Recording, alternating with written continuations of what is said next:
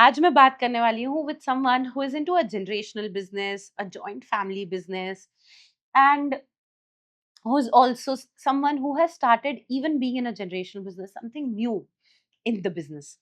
And we know so many such families, but at the same time, we also know people who are afraid of taking that first step. And I'm sure जब आप इस पूरे video को आखिरी तक देखोगे, you will be inspired to take that first step that probably you've been thinking about. So watch till the end. Arshad, आप एक जनरेशनल बिजनेस में हो, कितने साल हो गए इस बिजनेस को? एक्चुअली ग्लास का बिजनेस मेरे ग्रैंडफादर ने स्टार्ट किया था 1960s में। हम्म। लेकिन अगर उससे भी पीछे अगर अपन हिस्ट्री ट्रैक करें तो हम्म। मेरे great grandfather mister Sheikh Haidar सब, हम्म। जिसको हम बोलते हैं, तो उनका प्लाईवुड का और लकड़ी का कारोबार था। तो 1920 से अगर ऐसा देखा जाए तो हम फोर्थ जनरेशन है, वाओ, लेकिन ग्लास के काम में हम एज अ थर्ड जनरेशन है। Very nice. जनरेशनल बिजनेस है, आप थर्ड जनरेशन में हो, तो सबसे पहले क्या कहीं कोई ऐसा रेजिस्टेंस था कि यार यही बिजनेस करना है, नहीं करना है, या फिर अगर बचपन से ही ऐसा था कि हाँ यही बिजनेस करना है तो क्यों करना है? शेयर देखिए, कर। एक चीज तो है कि एक्चुअली जो हमारा, आपने भी कंपाउंड देखा हुआ है जहाँ हमारा रहना है, तो हमारा जो ग्लास का वर्कशॉप था वो उधर ही था बचपन से। हम्म। और पहले जो हमारी शॉप थी वो भी घर से वॉकिंग डिस्टेंस पे ही थी, भौरा मस्जिद के अपोजिट इतवारी में। तो हम्म। पापा स्टार्टिंग में पैदल भी जाते थे। हम्म। तो काफ़ी सुनता तो था मैं कि ग्लास ऐसा हो रहा है, इतना ग्लास बेच रहे हैं। पहले शीट ग्लास आता था, फिर फ्लोट ग्लास में कन्वर्ट हुआ। लेकिन टिल द टाइम मैंने इंजीनियरिंग पास आउट नहीं किया था और उसके बाद मैं एमबीए के लिए गया, बीच में जॉब में था, तब तक मेरा कुछ भी ऐसा प्लान नहीं था कि मैं आके फैमिली बिज़नेस जॉइन करूँगा। हम्म। लेकिन जब मैंने after my engineering in the year 2011 मैंने इलेक्ट्रॉनिक्स एंड टेलीकम्युनिकेशन किया अंजुमन कॉलेज से, तो फिर मुझे कैंपस में कैप जेमिनाई करके आईटी कंपनी है, हाँ। बॉम्बे में मैंने जॉब किया 1 साल, हम्म। विक्रोली गोदरेज पार्क में। वहाँ मैंने जब जॉइन किया मैंने जॉब, एसएपी बेसिस करके एक प्रोग्राम रहता है, तो उसमें मेरा जॉब था। फाइनली जब मैंने वो जॉब जॉइन किया, 4-6 महीने के बाद मुझे रियलाइज़ हुआ कि नहीं यार, this is not my cup of T. मुझे बिज़नेस में ही वापस जाना है हम्म। और जो मेरे ग्रैंडफ़ादर, मेरे फ़ादर ने स्टार्ट किया है, उसको एक नेक्स्ट लेवल पे ले जाने का सपना तब मेरा 2011 में दिमाग में आया था। हम्म। लेकिन पापा ने बोला कि यार बिज़नेस में देख, अभी एक बार तू सोच ले, तूने जॉब कर लिया, अभी अगर तुझे वापस आना है, तो बिल्कुल फिर पलट के कभी पीछे जॉब की तरफ देखना नहीं। आना है, अगर हायर एजुकेशन भी करना है तो अभी कर ले। फिर मैं 2012 में यूके में गया, लीड्स यूनिवर्सिटी से एमबीए किया हम्म। और फिर मैं 2012-13 में मैं वापस आया। हम्म। 13 से मैंने फैमिली बिज़नेस जॉइन किया ग्लास का। ओके। जब आप बिजनेस ज्वाइन किया आपने, third generation, I am sure even though business set होगा लेकिन फिर भी चैलेंजेस तो रहते ही हैं, लर्निंग्स होती ही है। राइट। और वो जो आपका सपना था कि आपको नेक्स्ट लेवल पे लेके जाना है, तो थोड़ा इसके बारे में बताइए। तो देखिए, सबसे पहले तो इन द ईयर 2013 जब मैं वापस आया एमबीए करके, तो हम मेजरली बी टू सी ही कर रहे थे। बी टू सी में, लेकिन premium big projects, big commercial projects, residence हम उतना नहीं करते थे। तो 2005 में मेरे बड़े भाई ने जॉइन किया था, 2013 में मैंने जॉइन किया। तो ये जो 8 एक साल का पीरियड था, तो पापा और भाई ने मिलके सिर्फ नागपुर ही नहीं, पूरे सेंट्रल इंडिया में जो भी टॉल राइजेस टावर्स बन रहे थे, लगभग आप समझ लो नागपुर में बैठे हुए 90% काम पापा के पास आगे से आ रहे थे, वर्ड ऑफ माउथ और रेफरेंस के थ्रू। अरे यार, फजल भाई के पास जाओ, इन्होंने मेरा ग्लास का काम बहुत अच्छा किया है, अफोर्डेबल रेट्स में किया है। और टाइम ड्यूरेशन, अगर 6 महीने साल भर का टाइम ड्यूरेशन है तो उसके अंदर काम कंप्लीट करना हम्म। बहुत ज़्यादा ज़रूरी रहता था। हम्म। तो बी टू सी में उस तरीके से काम होता था। मेरे आने के बाद फिर पापा और अदनान ने बोला कि और एक एडिशनल लाइन क्यों ना स्टार्ट किया जाए। हम्म। तो हमने जो होलसेल का काम बंद कर दिया था हम्म। 2003-2004 के आसपास, क्योंकि होलसेल में एकदम थिन मार्जिन रहती थी। हम्म। 2% से 5% के बीच में ही पूरा काम होता था, उससे भी कम मार्जिन काफ़ी बार रहती है, जस्ट टर्नओवर का गेम रहता है। तो मेरे आने के बाद 2014 में हमने वो डिसाइड किया कि अरशद भी है तो फिर से अभी होलसेल का काम चालू करो। तो हम्म। हमारा जो हैदर एस्टेट कंपाउंड है, वहाँ पर ही एक चाचा की और एक प्लॉट खाली था 10,000 स्क्वायर फीट का, तो हमने उनसे परचेज़ किया और वहाँ से फिर से हमने होलसेल का काम चालू किया। हम्म। होलसेल के काम चालू करने से रिद्धि हमको क्या हुआ कि हमारा टर्नओवर एकदम से बूस्ट अप हो गए। तो जो बी टू सी बड़े प्रोजेक्ट्स कर रहे थे वो तो कर ही रहे थे, लेकिन साथ में हमारा परचेजिंग पावर कंपनी के थ्रू, हम्म। वो बहुत ज़्यादा बढ़ गया। तो उसमें अभी उसका फ़ायदा और एक ये हुआ कि जैसा गवर्नमेंट टेंडर्स होते हैं, वहाँ पे आपकी कंपनी का अगर एक पर्टिकुलर एक्स-वाई-ज़ेड टर्नओवर नहीं है, हम्म भले आपने अच्छे-अच्छे बड़े-बड़े प्रोजेक्ट्स भी किया है, हम्म लेकिन वो अगर टर्नओवर क्राइटेरिया मैच नहीं हो रहा है तो हम वहाँ बिड ही नहीं कर सकते। तो इससे होलसेलिंग से हमको वो पावर मिल गया कि हमारी बैलेंस शीट्स वो सारी एकदम स्ट्रॉन्ग बनना स्टार्ट हो गई। वेरी नाइस 2014, 15, 16, 17, 18 तक फिर एवरी ईयर ऑलमोस्ट हम डबल की सेल टारगेट कर रहे थे 3-4 साल तक। ओके वेरी इंटरेस्टिंग तो वैसा हुआ है। this talks so much about power of family members doing business together ठीक है। है ना राइट। और आपके तो फैमिली में even your wife Adnan's wife your father कितने सारे आप लोग हैं। लोग हो जो साथ में कर रहे हो तो आई एम श्योर क्योंकि इतने सारे लोग साथ में हैं तो डिफरेंस ऑफ ओपिनियन भी होते होंगे राइट। तो how do you guys tackle those difference of opinions अभी हमने क्या किया है, अभी जैसे 2023 में हमारा ये मैन्युफैक्चरिंग लाइन स्टार्ट हुआ है टफ एंड ग्लास का। तो हमने एक-एक सेगमेंट थोड़ा-सा बाँट दिया है कि भई अदनान है तो वो पूरा होलसेल का जो अभी चालू है वो होलसेल का वही देखेगा। Factory related, production related, sales related भी जो फैक्ट्री में हो रहा है वो पूरा मैं टेक ओवर करूँगा। तो और फिर मेरे जो भी डे टू डे डिसीजंस रहते हैं, कभी ये हो रहा है, कभी वो हो रहा है, कभी सेल कम हो रहा है, कभी ये ज़्यादा हो रहा है तो उसको कैसे मैनेज करें, कम हो रहा है तो उसको कैसे मैनेज करें। तो हमने एक साइड डिसाइड मैंने पर्सनल अंडरस्टैंडिंग ये है कि डे टू डे में वो मुझे इतना इंटरफियर नहीं करता और मैं भी उसके काम में इतना इंटरफियर नहीं करता, लेकिन उतना ही वो मेरे पीछे खड़ा हुआ है फैक्ट्री में जितना कि मैं उसके पीछे होलसेल में खड़ा हुआ हूँ। अगर मैं फैक्ट्री टफ एंड ग्लास के लिए कहीं जा रहा हूँ प्रमोशन मार्केटिंग के लिए, तो डीलर्स को पता है कि भाई इनका होलसेल का भी इतना बड़ा सेटअप है और सिमिलरली जो होलसेल के कस्टमर्स है उनको पता है इनका मैन्युफैक्चरिंग यूनिट भी है, तो हमको एक ही जगह से मैन्युफैक्चरिंग और प्रोसेस ग्लास साथ में मिल जाएगा। तो वो दोनों चीज़ एक दूसरे को बहुत अच्छी कॉम्प्लीमेंट करती है। तो उससे हमको काफ़ी फ़ायदा हो रहा है। Wonderful yes. That is actually really very very powerful वो हाँ। एक और एक दो नहीं एक और एक 11 11 बोल सकते हो। amazing tell me about one point in your life probably professional या personal which was like a turning point in your life एक कोई इंसिडेंस जिसने आपको बहुत ही बड़ी सबसे बड़ी लर्निंग दी आपकी लाइफ के तो मैं एक एक्चुअल केस बताता हूँ मेरी लाइफ़ का। मैं फाइनल ईयर में था कॉलेज में, अंजुमन में अगेन। अंजुमन वाले अगर कोई देखेंगे तो अच्छा रहेगा। तो वहाँ एक कॉम्पिटिशन होता है every year final year students के लिए, मिस्टर अंजुमन करके एक टाइटल मिलता है। तो उसमें 4-5 राउंड्स रहते हैं। फर्स्ट राउंड में फैशन शो होता है, फिर कुछ क्विज़ रहता है, फिर आपके पास कुछ टैलेंट है आप वो शो करो और final round question and answer रहता है।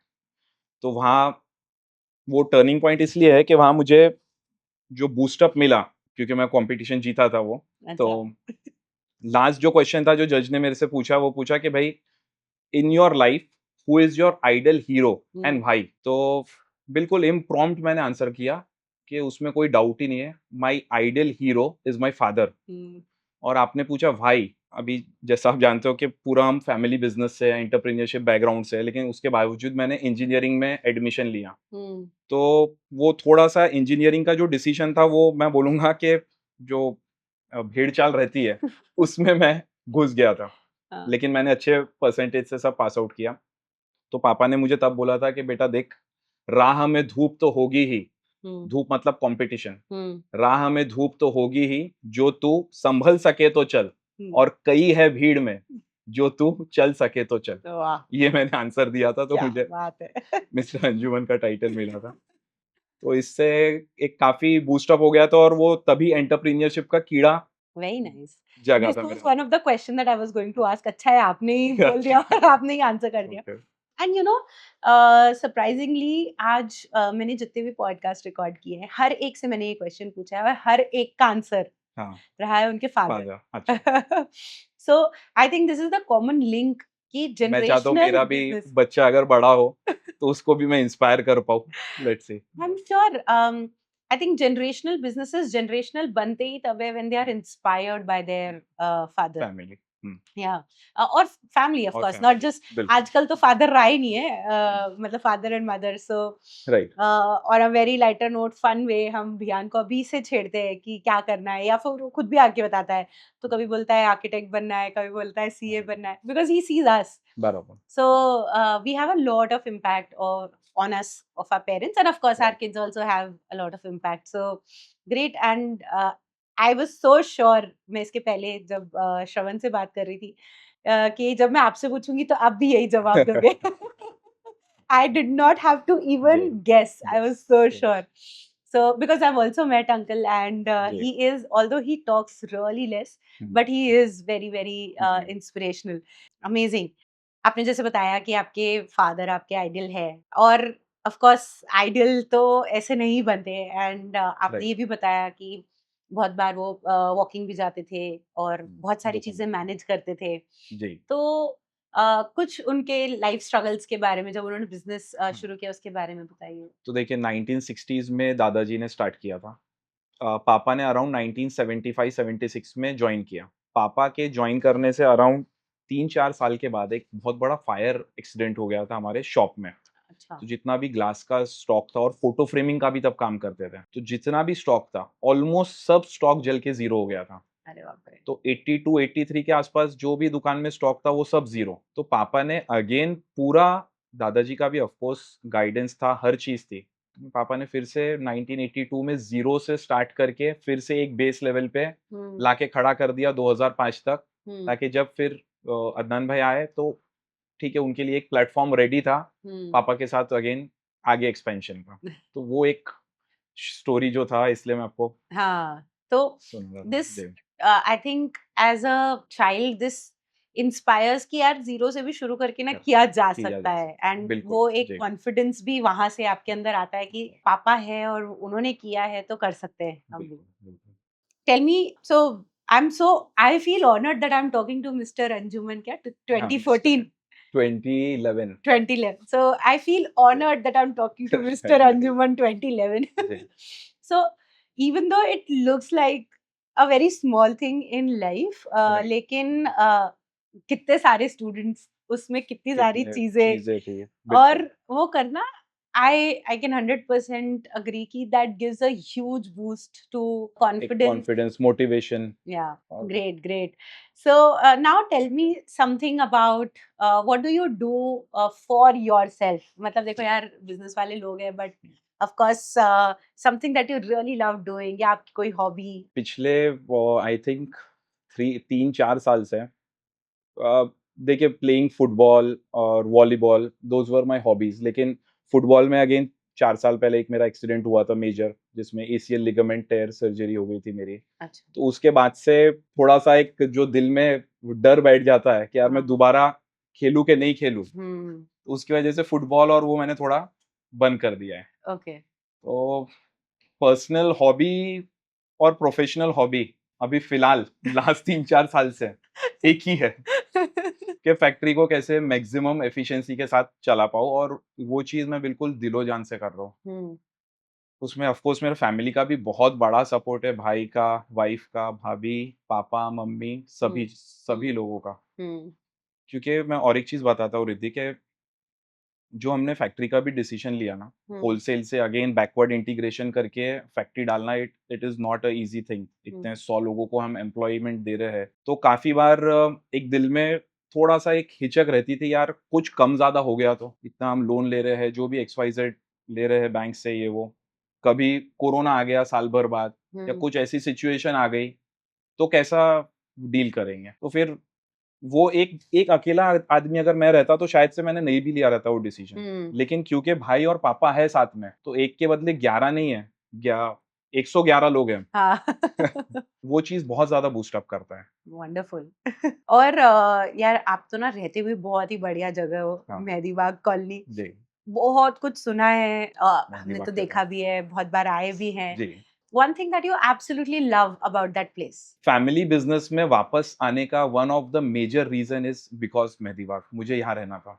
मैं ये एम्बियंस, ये एनवायरनमेंट और जो बचपन के दोस्त हैं, जो रेगुलर हम मिलते हैं संडेज़ अभी भी स्विमिंग होता है, सब हम्म. स्पोर्ट्स एक्टिविटी होती है। प्लस हमारे जो गुरुजी है, धर्म गुरुजी, हम्म, उनकी कंटिन्यूअस प्रीचिंग्स रहती है। तो वो प्रीचिंग्स को ही अगर अपन फॉलो करते हैं तो आप हर चीज़ ज़िंदगी में, हमको ऐसा लगता है कि ऐसे चुटकी बजाए मिल जाए। तो वो बहुत बड़ी हमारे पे ब्लेसिंग है, और वो चीज़ का ऑल मेहदीबाग जितने भी हैं नागपुर में, सब लोगों को बहुत ज़्यादा प्राउड फीलिंग है कि हम मेहदीबाग से बिलॉन्ग करते हैं। और it is a small community, लेकिन आप मिले हो वहाँ काफ़ी लोगों से, तो आपको सबके वहाँ विचारधारा ये वो हम्म, काफ़ी एंटरप्रेन्योर माइंडसेट से भी है। क्योंकि अभी नागपुर में इतना बिज़नेस का बूम नहीं है, थोड़ा हम्म, अलग-अलग चैलेंजेस है, तो काफ़ी लोग अमेरिका, ऑस्ट्रेलिया, दुबई इधर-उधर भी शिफ्ट हुए हैं। हम्म। लेकिन स्टिल मेजर चंक यहाँ पे है नागपुर में। Amazing, absolutely love that yes. Place. And मैं 100% मान सकती हूँ कि ये आपका रीजन हाँ, बिल्कुल वापस आने होगा का है। वापस आने का। Because yes. At the end of the day भले ही हम कितने भी पैसे कमा ले, हमारे जो घर आसपास कौन है और हमारे रिलेशंस कैसे हैं, कैसे दैट हैं। Matters the most.